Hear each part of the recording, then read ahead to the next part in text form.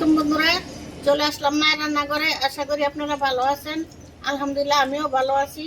আজকে রান্না করবো হলো কপি দিয়ে, আলু দিয়া, টমেটো দিয়া এই পাঙ্গাস মাছ পাক করবো। দেখেন কিভাবে করি। কড়াই বসাই দিছি, আর একটু তেল দিতে হবে। কড়াইতে তেল আছে। কাঁচামরিচ দিয়ে দিব,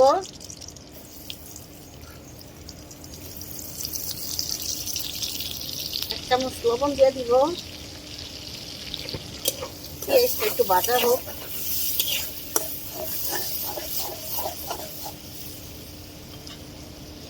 হালকা বাজানি হয়ে গেছে, এখন কি দিব, পানি দিয়ে দিব মশলা কষানোর জন্য।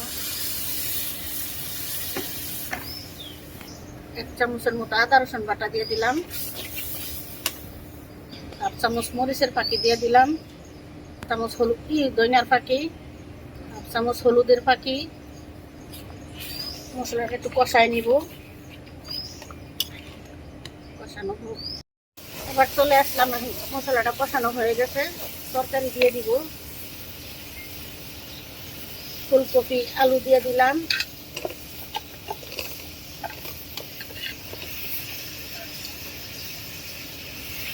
তো দিয়ে দিব,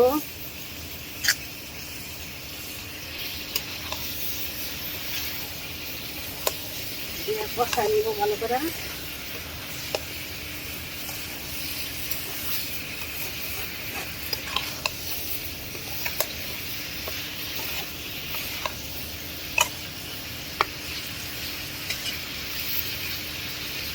ঢেকে দিব।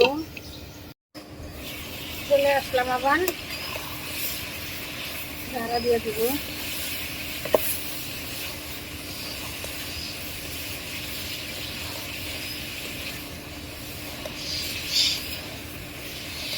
নুন দিয়ে দিব, এখন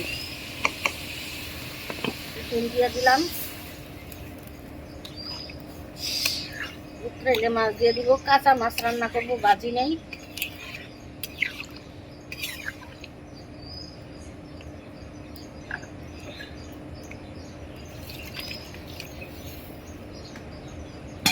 আসলাম, তরকারি উতরাইছে, এখন মাছ দিয়ে দিব।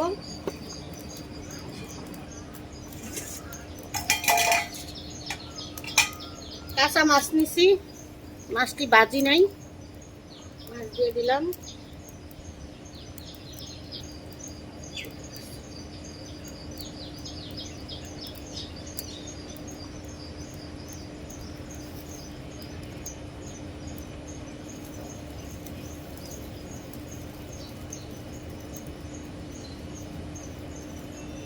এখন বেশি নাড়াচাড়া করবো না, খালি ঢেকে দিব।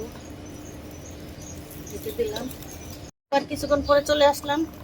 বেশি নাড়াচাড়া দেওয়া যাবে না, ভাঙা জায়গায় মাছ ভেঙে গেছে।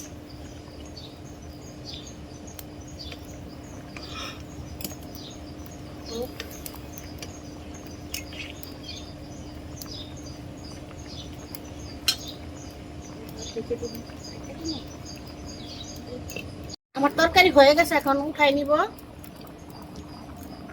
এখন বন্ধুরা, কফি আলু টমেটো দিয়ে আমাদের পাঙ্গাস মাছের ঝোল রান্না করা শেষ। কালারটা কত সুন্দর হয়েছে দেখতে পাচ্ছেন। এভাবে রান্না করে খেয়ে দেখবেন, অনেক ভালো লাগে। আমাদের ভিডিওটি আপনাদের কিরকম লাগলো তা অবশ্যই কমেন্ট করে জানাবেন। লাইক শেয়ার সাবস্ক্রাইব করবেন। আবারও কোনো নতুন ভিডিও নিয়ে আপনাদের সামনে হাজির হবো। ততক্ষণ ভালো থাকুন, সুস্থ থাকুন। আল্লাহ হাফেজ।